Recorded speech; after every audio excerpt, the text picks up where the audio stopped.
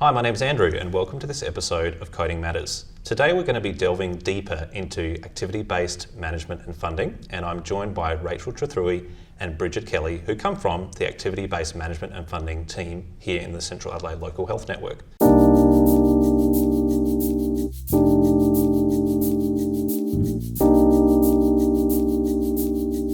Welcome, Rachel. How would you describe what you do on a day-to-day basis?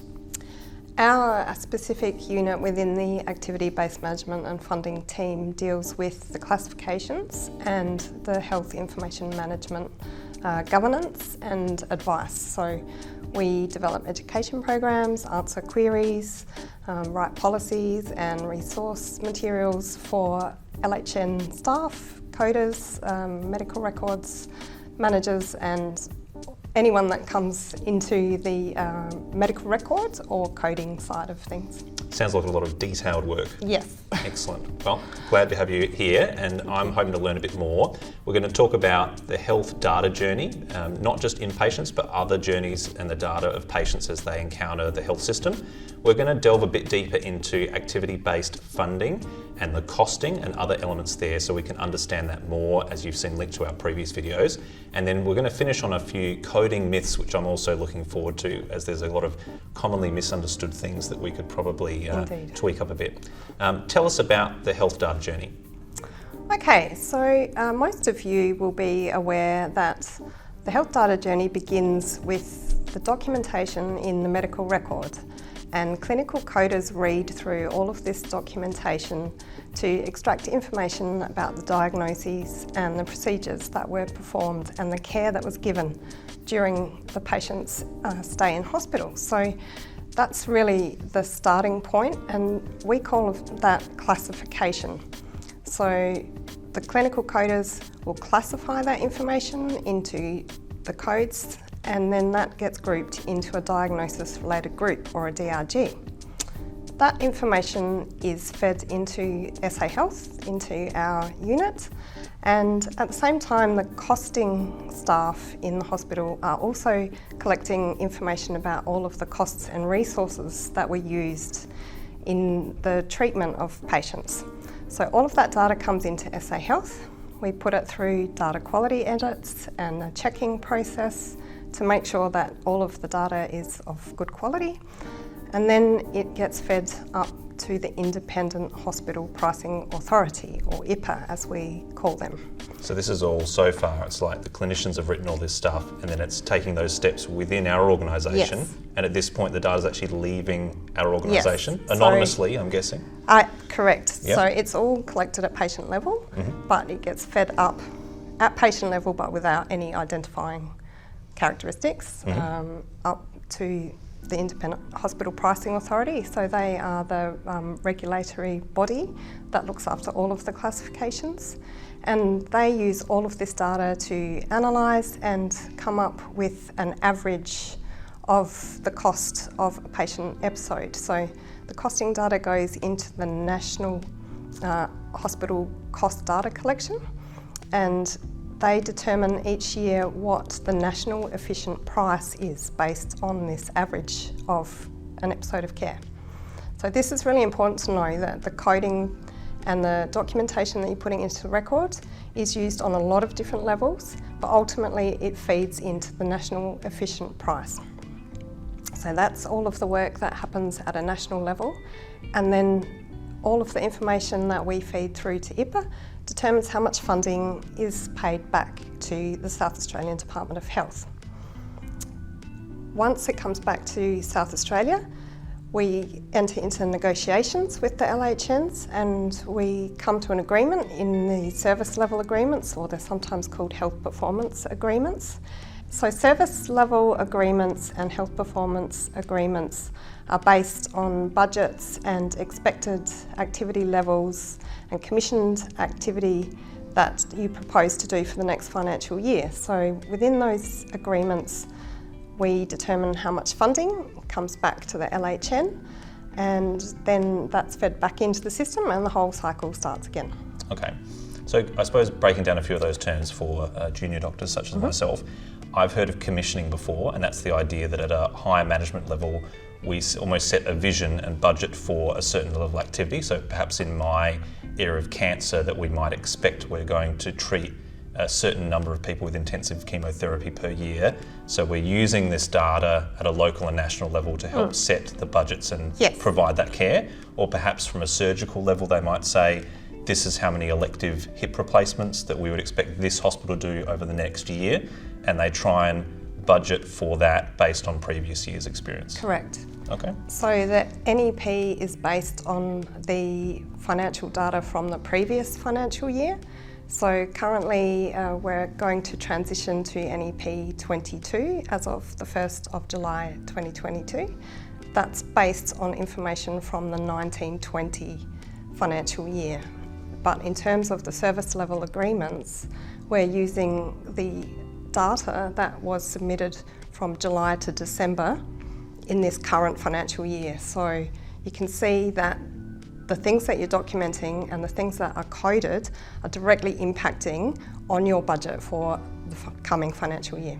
I didn't realise it had so much impact there. So a national efficient price, my concept of that is it helps us keep up with the changing costs of healthcare, Correct. even for common conditions. So if we were using the idea of community-acquired pneumonia, the cost of care for community-acquired pneumonia might not shift very much year to year, because the drugs that we're using are generic, oxygen therapy, the nursing and the like is the same, but perhaps the treatment of leukemia in my area, we might be using more advanced drugs that are costing more, so the national efficient price would change to accommodate that? It's an averaging process across Australia. So the Independent Hospital Pricing Authority collects this data from all public hospitals in Australia, and then it finds that average cost. So if we're not submitting good quality data that's actually reflecting the care that has been provided, then it's going to lower that average. Makes sense. Yeah. Okay. So tell us a bit more about activity-based funding so we can understand that. So it's really a way to fund hospitals for the mix and number of patients that they treat. And it's about capturing the resource allocation that was used to treat those patients. And the most beneficial aspect of activity-based funding is that it creates a consistent and transparent process across Australia, so everybody knows how this funding's being allocated, and people can use the data for improvement processes, budgeting, planning, and all of those things that we've talked about. Okay, and we've talked before about the idea that there is no perfect system. Activity-based funding is not perfect, but it's a consistent standard that we can use at a national level, and that's where one of the real strengths of it comes in. Yes, and I think the one thing that I appreciate when I'm dealing with the national funding body and IPA is that everything is documented, everything is transparent, everybody knows what to expect and how the data is being used. So that improves people's understanding and they can use the data in all different ways. Makes sense. Tell us a bit more about classifications within activity-based funding. Right, well the first step, as we saw in the health data journey, is actually classifying the data. So in the inpatient space, we have the inpatient classification called ICD-10-AM, which stands for the International Classification of Diseases, 10th revision, Australian modification, and that's what we use to classify diagnoses.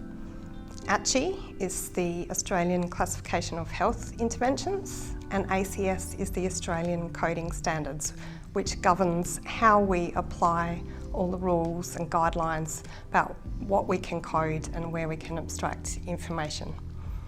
Then we have the Tier 2 outpatient classification. We have the Emergency Department AECC classification. We have other classifications for subacute and non-acute, and that's called ANSNAP, or the Australian National Subacute and Non-Acute Patient Classification. And we go down to mental health and teaching, training and research as well.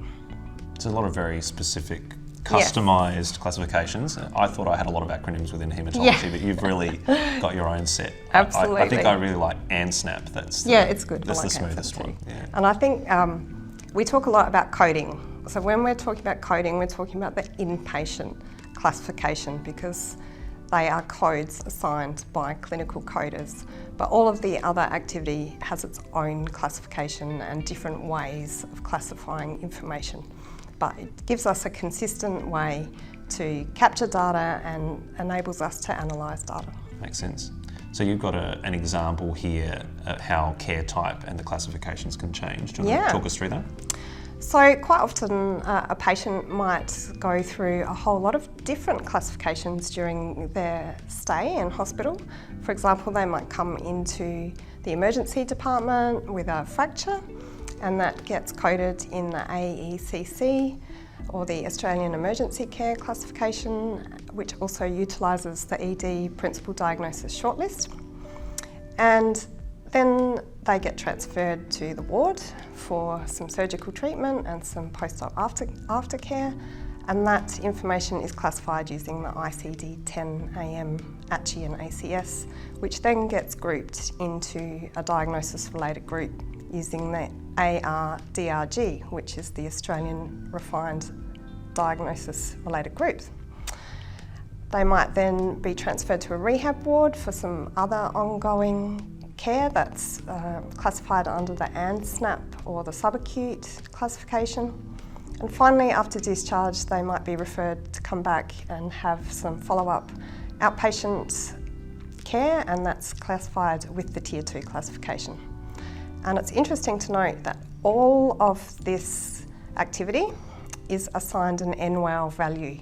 That's a National Weighted Activity Unit, and that's a consistent unit of measure that we can use across all of the different activity collections. And I'll talk a little bit more about that in a minute. Okay, that makes sense. It's interesting to see how there are all these episodes of care that make up the holistic care of this person's issue or presenting concern that then therefore needs to be classified. Yep. Each of them, and then the data therefore goes on the journey and eventually... So we're capturing all those costs and resources utilised along the way. Makes sense. Tell us about how the classifications are often distributed. Well, people love this slide because they like to see that it is actually the inpatient classification that accounts for most of the hospital budget for a case mix funded public hospital, which is why we do this wonderful education and try to raise awareness about documentation and improving the data, because it accounts for over 60% of hospital budgets. And we do love numbers at Coding Matters, and we do focus a lot on acute admissions, but we would definitely like to expand that knowledge. So it's good to know that these are not inconsequential, the other elements of care. So that's where our big wins are in the inpatient classification. For sure. Tell us about costing within funding. Sure. So the next step of the ABF process is calculating the costs of a patient's episode of care. So we have a costing team at each LHN that submit the data and they capture the costs of all sorts of resources that go into that episode of care. So it's things like, doctors and nurses' wages, medicines, catering, linen, all of the things that are utilised during that patient's stay, and we capture those costs, and that information comes into SA Health, and we have a costing team in SA Health that collate all that data and send that up to IPA to form that national cost data collection. And it's interesting to note that that is actually all captured on a patient level, and we compare the cost of an episode to the DRG value of an episode, so we can see if the funding is actually comparable to the cost of that episode. Yeah, that makes sense. I like how you've broken down all these elements, because a lot of people don't realise that just having a patient sitting in a bed for 24 hours does not change the staff salaries, the cleaning services, the catering, the linen, the nursing and medical care. So there's almost like a baseline cost to every 24-hour period in hospital, regardless of whether something is done for or to the patient or nothing is done whatsoever. Correct. And that cost can be in the thousands of dollars. Yes. Crazy. So IPA used all of this costing and inpatient data to come up with the national efficient price and the national efficient cost. And every year they publish the national efficient price determination.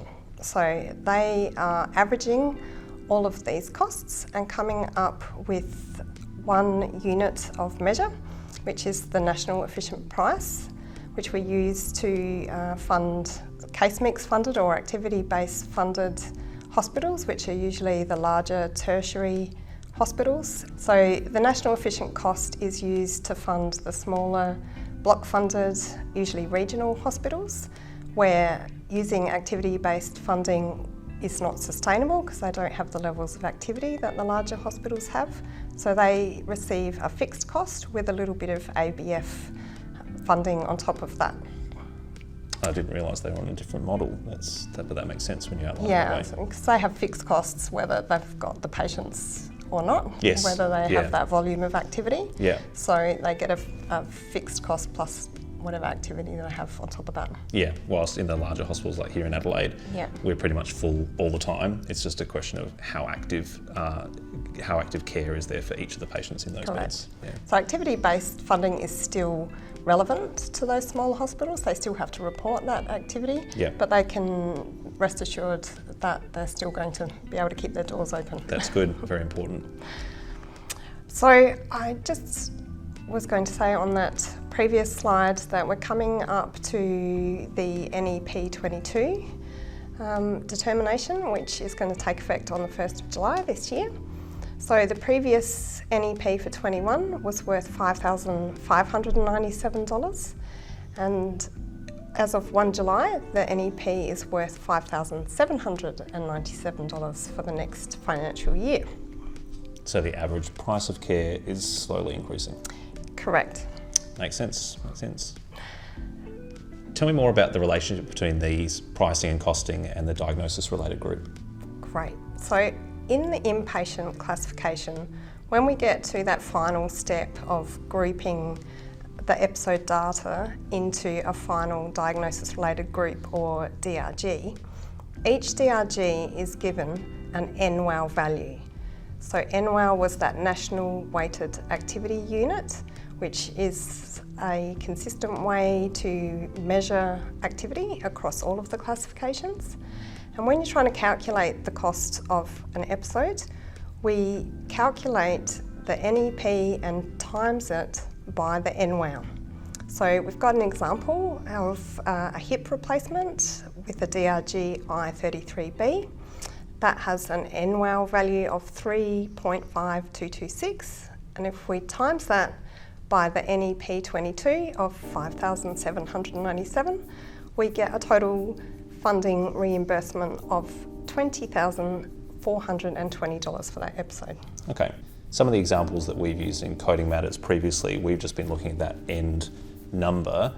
I didn't realise that there's the kind of the NEPs like this coefficient that is fixed per year, and then the complexity and the DRG will dictate that NWOW value. Correct. Which then fixes, is multiplied by the NEP. Very interesting. So if we had a more complex episode, for example, if that DRG was an I33A, had more additional diagnosis and you were able to show that more care or additional resources were used, that would increase that NWOW value, and you would see that times by the NEP, you would then get greater funding for that episode. Makes sense. That's good. Welcome, Bridget. How did you get into this area of business? Well, like Rachel, I'm actually a clinical coder by trade. So I used to work out at a site level, abstracting all of the clinical information in our medical records as documented by clinicians and turning it into this coded data, which, as you've learned today, has a myriad of uses. It goes on quite a long, arduous journey to produce the funding that keeps our health services operating. And then you kind of moved from the coding up to this other level of applying the coding data. Absolutely. So I'm a bit less at the coalface now and more in the back end of how things are working. Rachel and I have a lot of interactions with the Independent Hospital Pricing Authority, IPA. So all of these classifications that we've been discussing today always go under a regular development cycle. They're always being reviewed because health is changing so often. Sure. And so Rachel and I have recently recently completed the development cycle, contributing to some updates to the coding classification, which will be rolling out in July 1. We're keeping our health data accurate and modern, like our healthcare. Excellent, I like that. Tell us a bit more about activity-based funding and adjustments, because there can be some modifications to the calculation that we were just looking at. Andrew, there can be quite a few adjustments to the calculation. Rachel gave you a really good walkthrough of DRGs and the MRAUs that are affiliated with those, and how we multiply that with the current national efficient price to create our funding value. There are quite a few different areas which can influence the MRAU. So when we talk about adjustments, what's happening is that MRAU value is being changed, usually by a percentage, depending on different factors that are present in various areas of the health data. So one of the key adjustments that every episode undergoes is a length of stay adjustment. We call these inliers and outliers. Every DRG that we have has a set average length of stay and a term called an inlier, which is a minimum length of stay and a maximum length of stay. Within that area, if the episode is within that length of stay, it's going to get funded that MRAU value that Rachel talked about. If an episode starts going over that length of stay, then the funding, they'll still get that initial funding, but the funding for the subsequent length of stay isn't actually going to be sufficient to cover all of the costs that we get, because in every episode we're looking to fund it and get the pricing. Also, there's the costs which are slowly adding up over time. Makes sense. Yeah.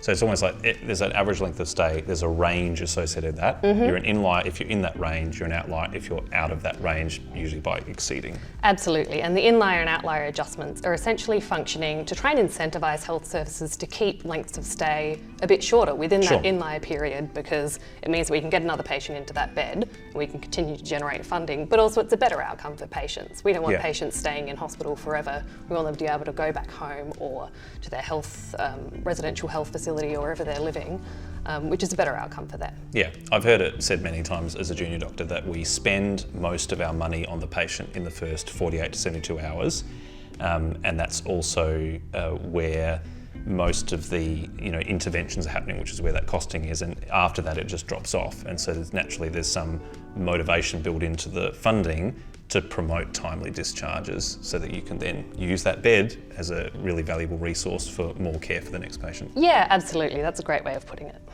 Another adjustment, we've got a few on the slide here, which our clinicians will probably be really interested in. These are related to clinical occurrences in care.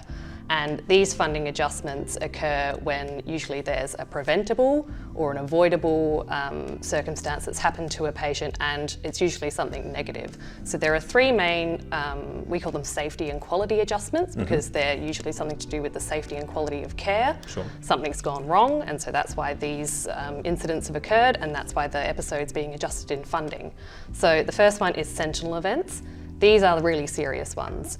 These are defined as wholly preventable events which result in serious harm or death of a patient. So these are sort of the worst case scenario of things that can happen.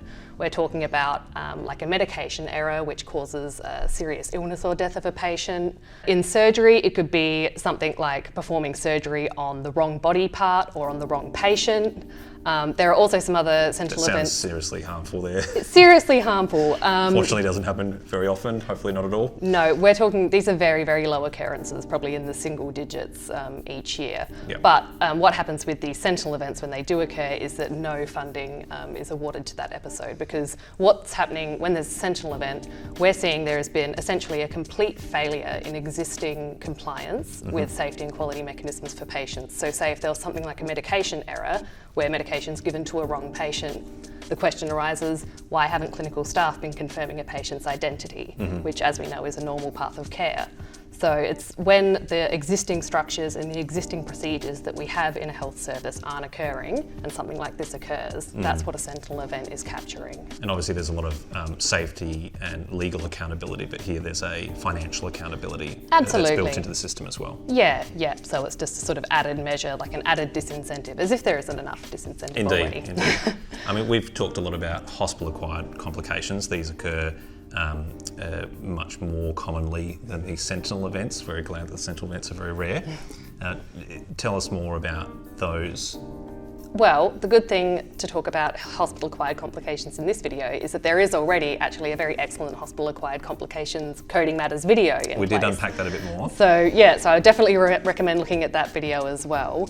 Hospital-acquired complications, like you said, are more commonly occurring, and so these are an adjustment, but instead of withholding all funding, like an essential event, there's going to be a reduction in funding instead. It seemed to me that most hacks are a 10% penalty. Is that always the case, or there are different percentages depending on the hack? Not always. It depends on the type of hack that's occurring. Another thing that can influence it is certain characteristics about the patient. So if I were to take the pressure injury hack, for example, elderly patients will incur a lower percentage penalty compared to a really young patient, because elderly patients, you know, their skin integrity might be worse, they're more frail, they're more likely to spend more time in bed, and so they're considered more likely to develop a pressure injury to begin with. And so it's still not really acceptable that we have a lot of pressure injuries in elderly patients, but what the mechanism's doing here is saying, like, yes, it's understandable that this happens. Okay. With a younger patient, however, if, you know, a 30-year-old male were to develop a pressure injury, that would be quite unusual, and so the adjustment's larger. Okay, that makes sense. And so when I say these percentage adjustments as well, what's happening is it's adjusting that MRAU value that Rachel was talking about. So before we calculate it with the NEP, it's taking that number down by whatever the designated percentage is, and then we're going to multiply it with the NEP. So we get a lower dollar value at the end. And the last one you've got is avoidable hospital readmissions. And to me, this echoes a term that we often use, which is failed discharge, which is often a patient returns for the similar issue within 24 hours. Or in a lot of literature, we talk about certain interventions reducing the readmission rate. What does it mean in terms of activity-based funding though? In terms of ABF, and this is quite a new mechanism that's adjusting funding, so it's not one that's really been active for very long in ABF. What happens with an avoidable hospital readmission in terms of funding is in the data it's going to be looking at the index or the initial admission, and then we're going to be searching for a subsequent admission that's occurring within a set period of time. And so if that admission does occur and it's clinically relevant to the initial episode, then the funding's going to be adjusted. And the funding adjustment's quite interesting. The NWOW value of that subsequent episode is going to be subtracted from that initial indexed episode, because this episode shouldn't have really occurred in the first place. So it's applying the adjustment to that first one instead. And so that's how the adjustment occurs there. And again, this is just a reflection of the safety and quality aspect of avoidable hospital readmissions. Obviously, we want to avoid them because it's better for patient outcomes. This is just being reflected in the funding as well. It's sort of a dual mechanism. Yeah, that makes sense. So in summary, we've gone back and explored a lot of coding, and in particular activity-based funding, and where that originates from and how that changes over time. I didn't really appreciate how this data is not just used for the funding now and the audit capacity now and the performance, but it also links in with national data that then, determines the costing and other elements moving forward.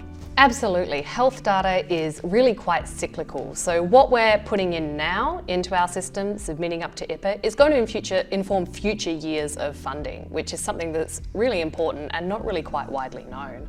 And so if we were to take away any sort of message from this, is that everybody wants to improve health service funding, and that's an excellent goal, and we completely agree with that. To do that though, we need to improve health data, and to improve our health data, we need to improve clinical documentation. Absolutely. I've had people often say, I'd like to learn more about this. Where are the resources that people can get this, whether they work in SA Health or maybe outside? Andrew, there's a few different places that you can look. So our team within the Activity-Based Management and Funding Unit is called the Medical Records Advisory Unit. That's what Rachel and I are positioned in. So this is the source.